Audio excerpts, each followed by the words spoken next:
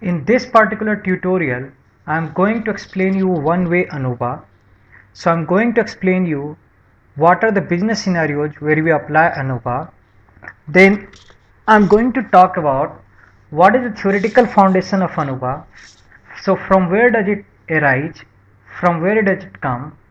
Then I'm going to show you an Excel example so that you can see it in action. You can see what happens in case of null hypothesis. When null hypothesis is true, what happens? You can see the impact of degree of freedom on your own in an Excel workout example. If by any chance you want to revisit concepts of central limit theorem which gets utilized somewhere here, you may see the video that are available on central limit theorem and normal distribution in this particular channel. So anyway, let's move ahead. So what is the background? Say in a school, let's say a particular school which has huge population, and say people are talking of different teaching aid. Somebody is talking that computer aided method, somebody is saying say workshop aided method and all those things. And let's say a particular institution wants to check that if students are given a particular kind of aid only, does their ability to score changes. So essentially, let's say if there are four methods and everybody is confused that all the four methods are same or not, and let's say if the size of the school is say roughly 1000 in a particular class, so in that class you give roughly 250 students to each teaching aid, and let's have a particular arrangement so that each student is going through that kind of teaching aid only. And if their scores are same, their averages are same more or less, you will feel that they are same. But if their averages are not the same, then you feel that this teaching aid are making some difference. This is asking about the let me just reconfirm. So anyway, let me just go ahead. So the point that I was trying to explain you, that if the 250 students roughly who are getting the four different kind of teaching aid, and if they are similar, the only difference that is making an impact is the teaching aid, and if their scores are same or not, that's what you verify. You do it using ANOVA. Please note, if there were only two samples, so essentially if there are two means, you could have applied other method, but when there are more than two means, you need to apply method of ANOVA, which is analysis of variance. One interesting point is that we are talking of mean here, and we are talking of like analysis of variance.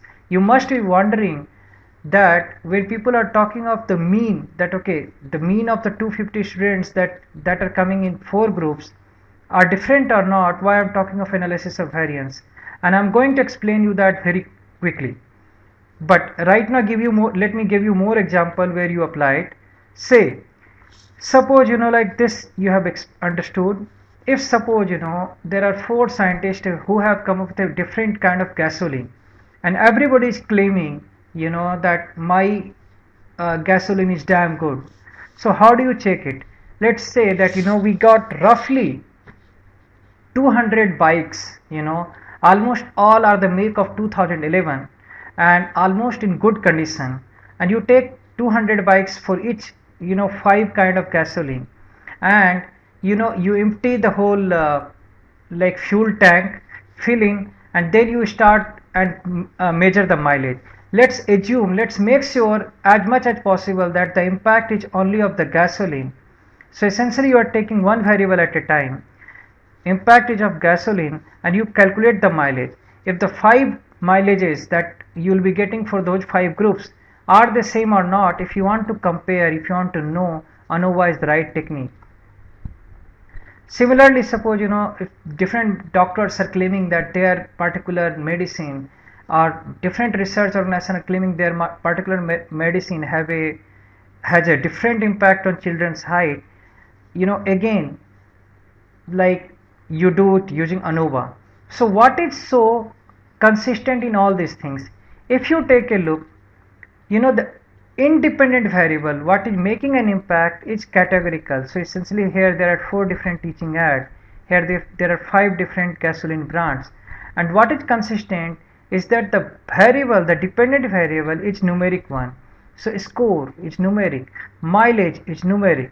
So in please note, when categorical independent variable and numeric dependent variable is there, you are applying ANOVA. And why it is called one-way ANOVA? Because you are measuring impact of one particular factor at a time. So if you are trying to make sure that you take everything, you try to make everything almost equal. So you have taken almost 250 students everywhere, almost 200 bikes everywhere. All the bikes are of the same brand, are almost of the same year 2011, so that other factors impact are almost, you can say, it's nothing. So essentially what you are checking one variable at a time. And one more thing you need to know, that suppose if people are asking, let's say in the similar way, that you gave a particular, let's say a particular bank is giving offers to different people, and you want to see that okay, what has an impact on spending behavior. Now suppose you can make age groups, and then you can see that each age group having big impact on the spend pattern, or let's say gender is having big impact on spend pattern, or let's say the region, north, east, south, west has big impact on spending patterns. So in all these cases, the dependent variable is numeric and the independent is categorical, and you find ANOVA, and whatever gives you the biggest statistics, the F statistics, which we are going to understand very soon, that gives you the most powerful variable which separates the numeric behavior. So essentially numeric variables behavior, so essentially ability to score or mileage or spending pattern. So it gives you that which factor has biggest impact. In short, the factor which has biggest statistics has the biggest impact. So what is F statistics? We'll understand very quickly. So let me give you one example. Let's say like we had 88 bikes in group 1, and these are the mileage that you got. So you can calculate group mean, which is, let's call mean underscore G1, where you will sum up all these numbers and divide by 88, and the variance will be obviously like 16.1, which is the first number, minus the group mean that you have got, you power 2, and you will keep doing for each 58.4 minus group mean and power 2. You will add up all these things and you will divide 88 minus 1, number of groups minus 1, that will give you group 1 variance. So if you do the same thing for all the 4 groups, so essentially what you are looking here, only 3 things: count, mean and variance. So if you have got these things, and now you want to know that these means are different or not, you apply the method of ANOVA, where essentially you calculate, first thing is the grand mean, and the grand mean here is that whatever is count here, that count into the mean. So essentially you are taking weighted mean of like count into this, count into mean 2, count of group 3 into count of mean of group 3, that way. So you are taking weighted mean, divide by 4, that is giving you the grand mean, and you are calculating between variance, where n1 star multiplication, you are taking this mean minus the grand mean that you are getting, power 2, and then you are summing it up and dividing by number of class minus 1. So there are 4 classes, so that's why you are doing 4 minus 1. Highlighted n1 because this is one particular thing that I like to let you know, that from where does it come. If you look at general variance formula, you will feel that x minus x bar, x1 minus x bar square plus x2 minus x bar whole square plus x3 minus x bar square, like that. But in this particular formula you are applying n1, n2, n3, n4. And why are you applying? Is it just because these counts are different? You may think so, but in reality, even if there were 100, 100, 100 everywhere, even in that case you would have applied 100, 100 everywhere. And there is a very scientific reason that why you are doing. In an Excel example, I will show you by real life example that how and why you are doing this. Then within variance, essentially like what variance you have here, So you are taking weighted, like as many numbers of account are there, weighted variance, and n1 into variance, n2 into variance, and dividing by n1 plus n2 plus n3 plus n4 minus 4. What you need to know, here you have not done anything like that. Here you have not taken n1, n2, n3, n4 in the denominator, but here you are taking. So here you are multiplying extra, here you are not. And as I told you, there is a scientific reason which I'll explain you very soon. Now, what is F statistics? F statistics is actually between variance by within variance. And what is the degree of freedom of between variance? It is number of group minus 1. So essentially if there are 4 groups, the degree of freedom is 3. And within variance, number of objects minus number of class. So essentially 88 plus 100 plus 90 plus 110, which will make it 388. 388 minus 4, because there are 4 groups. That gives you degree of freedom of the denominator. So let's get a feel of the formula. So essentially here, don't take it specially. Try to understand that this is a group mean, and you are getting a mean for group 1, mean for group 2, mean for group 3, mean for group 4. What is between variance formula? It is nothing but in a way it is trying to find the difference, how far these means are from the grand means. And actually you are giving the weight of the sample. So essentially if it is bigger, you'll probably give bigger impact of this one than if a particular sample is smaller. So that's what is the between variance. And if you look at within variance, in a way what it is, that you are trying to find that if you just take this particular group, how the observations in this particular group are away from the mean. So essentially you are talking of one group at a time, one mean, essentially this group's mean, and how observations are away from this. That is the variance of group 1. You are doing the same thing for variance of group 2, variance of group 3, and variance of group 4. Now essentially you are taking weighted mean and dividing it by the total number minus 4, minus number of classes. That gives you the within variance. So within variance, as the name explains, it's the variance within each sample, and then you are trying to find the weighted average. So the question comes, like the null hypothesis is, suppose there is no difference in different mean, and the alternate hypothesis is that difference in the mean. And in case null hypothesis being true, the within variance will be equal to between variance. Do you believe in this? Do you think when null hypothesis is true, this will happen? The best thing that can happen, like seeing, if you take a look and you see this happening, then you will realize that this is the right thing. So let me show you an Excel example. I will first go to example 1. So in that case, these are the things what I will recommend you, that you should actually try to write this kind of formula in your Excel.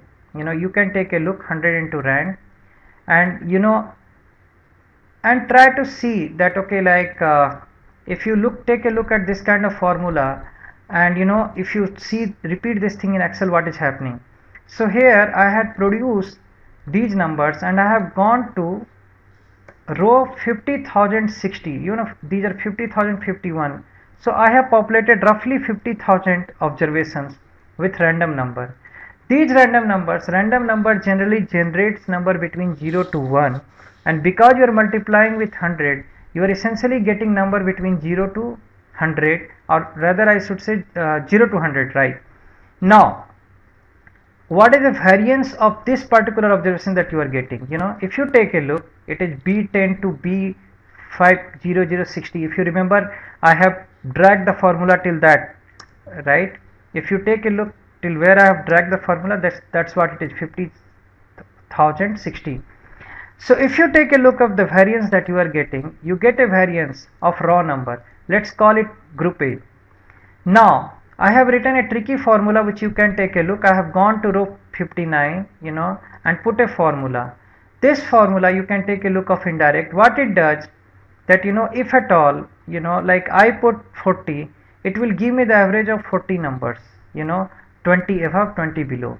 If I put 30, it will give me the average of 30 number, and how I am doing, it's be A59 essentially says which is the row number, minus whatever I have written there. So suppose I have written 30, so this becomes 30 minus 2, 15.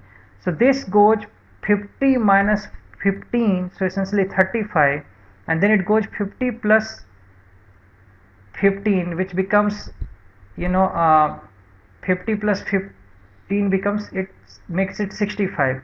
So it becomes average of 35 to 65.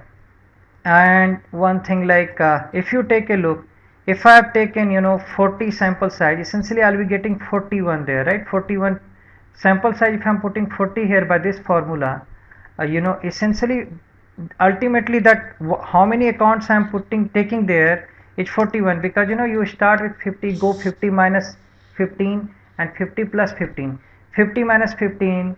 In case of suppose I'm putting here 30, it will become 50 minus 15 will become essentially 35, and 50 plus 15 will become 65. So total 35 to 65, you have 31 observations. So now take a look at one interesting info. What I have done. So here is the running mean.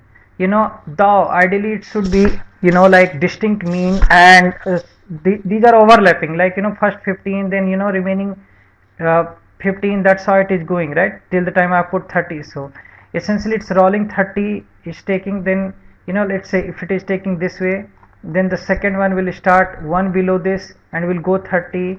You can you can just take a look and it will show you that. If you take a look at this how it is going, it will not show you the number because this is written in a slightly complex way, but you can try to repeat this formula. So, and you can get a feel, like I'll just show you, like I'm getting 53.72, and if I select 35 to 65, this is what I'll be getting, right? 54.99, and that's what these means are running. It refreshes all the time, so that might be an issue here, but otherwise that's what it is supposed to do. Like it changes every time. So now what I'm trying to say, that if you calculate mean of the raw numbers, now if you are taking 30 raw numbers, and now I am calculating the variance of those numbers, right? If you take a look formula that I have put here, it goes C59 to C50,000, essentially where I have put the formula of running mean. There is an interesting relationship. So the raw numbers variance is actually, and the means variance, if you take the ratio of these two, right, this by this, what you are getting is very much as a sample size. If I put it 40 here, right, so essentially I'm taking 40 and trying to see that, and if you refresh it, the ratio of this and this is roughly 40 or 41. So essentially what I'm trying to say, the moment you take n observations and try to take mean of that, so essentially in a sample you take an let's say 20 observation and take the mean of that, and then you try to take variance of that, the variance will be much smaller number than the variance of the raw numbers. And there is a very scientific reason behind that. Here you are getting 8, 30 and 20 when you are taking 40. If you take let's say 25, right, the ratio is sorry, it's not working on 25. Let me just rather put it, say some even number, because I'm dividing it by 2. So let me put it 26 rather. So what you are getting, the ratio of this and this is 26, very much the sample size. So essentially if you are taking sample size of n and then taking mean, the variance of those sample means is n times smaller than the variance of raw data. And why it is happening? It is happening because and here I've just taken the int of these numbers so that I can plot it in the chart. If you take a look at those 50,000 that I have produced, these were very much uniform distribution. Almost all the number has come, almost 500, 0 to 99, so essentially 100 numbers I have produced 50,000 times. So roughly all the numbers have come roughly 500 times. But if you take a look at mean, the mean is not mean is actually normal distribution, and it is coming from because of the region of central limit theorem. The moment you start taking 30 and more, it is following normal distribution. And why? Because it's so logical also. Think of, if you are taking 30 numbers, the only way you can get the mean as 0 when all the 30 is 0, and only way you can get mean as say 99 when all the 30 are 99. Those are less likely. What is more likely? That sometimes you have number of 30 and 70 and the mean becomes 50. Sometimes you have number like 40 and 60 and the mean becomes 50. So essentially what you need to understand, the mean numbers can occur in multiple ways, 20 80, 30 70, 55 45, whereas the extreme numbers are very rare. It will happen in very particular way, and that's why this takes this kind of shape. There is a whole lot of tutorial available of this particular thing. In fact, in this channel also I have produced some graphical output to explain you central limit theorem. If at all any doubt, you can take a look. So the point that I am trying to do is explain that when you are calculating between variance, and if your sample size is n, which is roughly here 25, you are multiplying it by that, and if they are different, you will be multiplying by the number of elements. So if you take a look here, that why I have multiplied by n1, which I had highlighted, this is the reason, because the means do not vary as much as the raw data. The variance of the means are actually smaller than the variance of the data. So if at all you want to get the variance of the population, using sample mean variance. So essentially you have sample means, you are calculating variance from sample means. So essentially between variance, you are taking between different sample variance, and if you multiply it by the size of the sample n1 n2 everywhere, then it gives you a good estimate of the population variance. So essentially the whole concept of ANOVA is based on the fact that now again let me explain you, because so here again I have produced random number which is same way, but this time I have produced a group also, and the way it goes that if at all I am putting group count as 10, it will produce you 10 groups. So right now let's go by 5. If at all I have come here, just take a look at the formula that I have used in pivot. I have created group size, which is nothing but the count of the variable, the same variable like which this variable. I have given it the name as group mean. If you take, it's just the name, but it's the same variable taken again, random number 099. I have taken average, and if you take a look at the formula that I have used for variance, it's the var. So the point that I'm trying to make, that if these are the 4 groups that you have, 5 groups 0 to 4. Now you go ahead and like you start creating between variance. So essentially this might be like, you take a look at the formula, which it says that if it is smaller than the size of the data, which I know I have put 50,051, and if it is greater than 0, then I am multiplying n1 into group mean minus the grand mean, and the grand mean I am calculating using VLOOKUP formula. So essentially it will always give me this particular thing which is coming here, because if you take a look, I am searching grand total. So essentially whatever I do, grand total related group mean will come here. So what is it doing, like if you take a look here, it is n1 minus n1 into group mean minus grand mean power 2.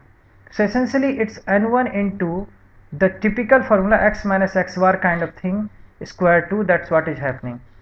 And if you keep doing this, like, and the same formula I have dragged everywhere, it's just not getting populated because these are blank. And if you sum these up, right, that gives you, and then you divide it by number of class. So essentially here number of class, suppose I have 5, so 5 minus 1, that will become 4. That gives you between variance, right? Now within variance, essentially these are within variance. Within each group you are trying to find variance. Now these are weighted like essentially nothing but, if you take a look, n minus 1 into variance. So these are the variance that you are getting. Now sum these variance, right? I have just dragged it to 80, row 80. If you sum these things and divide by number of observations minus number of class, which is here, and then if you take a look, the ratio is actually very close to 1. Why it is? So the point that I am trying to make here, that when null hypothesis is true, make a note, here the whole data is nothing but random number. So essentially when the random number, so essentially all the observations are, either they are falling in group 0 or group 1 or group 2, they are coming from the same population. You can calculate the total variance in two ways. You can calculate it by within variance or between variance. The between variance is also close to the total, and within variance is also close to the total, and the ratio is which is between by within is close to 1. So the point here is that when null hypothesis is true, the between and within variance are very close, and these are two different methods of finding variance. But this is so essentially, now let me explain you some of the concept. So think of, just go back to the slide. So again, I want to show you one more particular stuff.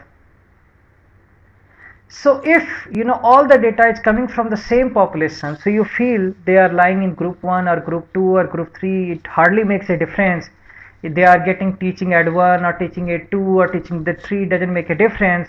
If you think that all the Castellans are behaving similarly, that between variance and between variance and within variance will be similar. So essentially f stats will be 1. But if f stats is significantly greater than 1, then null hypothesis is rejected. But why I am talking of just greater, largely, let me explain you intuitively that okay, largely why I am talking.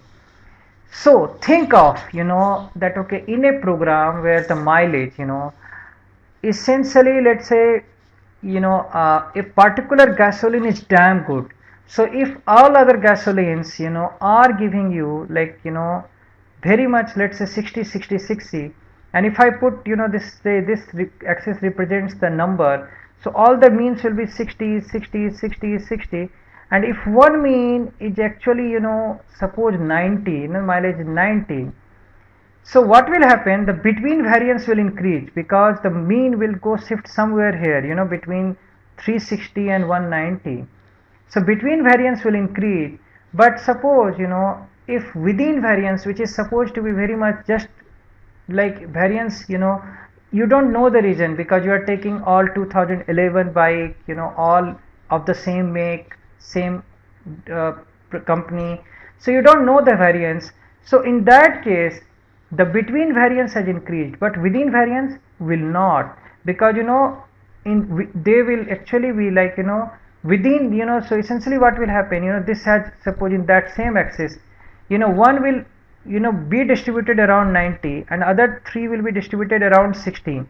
So in that case the within variance has not changed, but between variance has increased, and that's why the f statistics will become larger. And when f statistics is larger, you definitely feel that all the means are not same.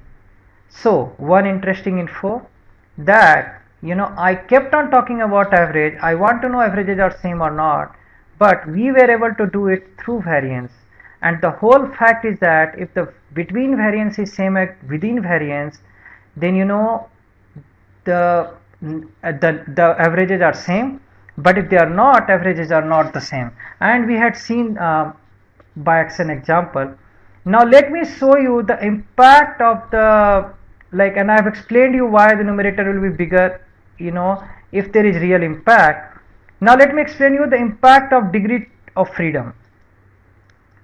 So essentially, let me show you it 2-3 times. So every time I refresh it, it will it will just recreate it. Just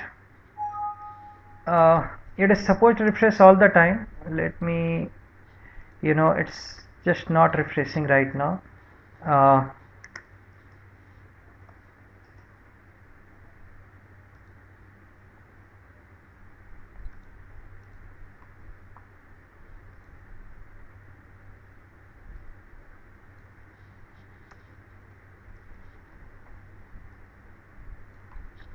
I'm just putting it once again so that it works properly. So I have put 10 and you can see that I've got 10 groups, 0 to 10. What you see here, if you take a look at have statistics is 1.16. Let me refresh it multiple times. You are getting 1.61, right? You are getting 1.87. Let me show you when you are putting it 30 what happens, right? So if I refresh it, right, essentially it is taking, making 30 groups. If you go and take a look at what is happening in case of 30 groups, then if you take a look, you keep refreshing it multiple times. As many times you refresh, it just regenerates all the random number once again. You take a look, the numbers are mostly being very close to 1, right? You just see it's varying between 0.7 to 1.3 most often than not, right? And just take a look, when you are putting 4, what happens, right? 5, what happens, right? Take a look at what happens when you are putting 5. See, number is 0.36, 1.18, right?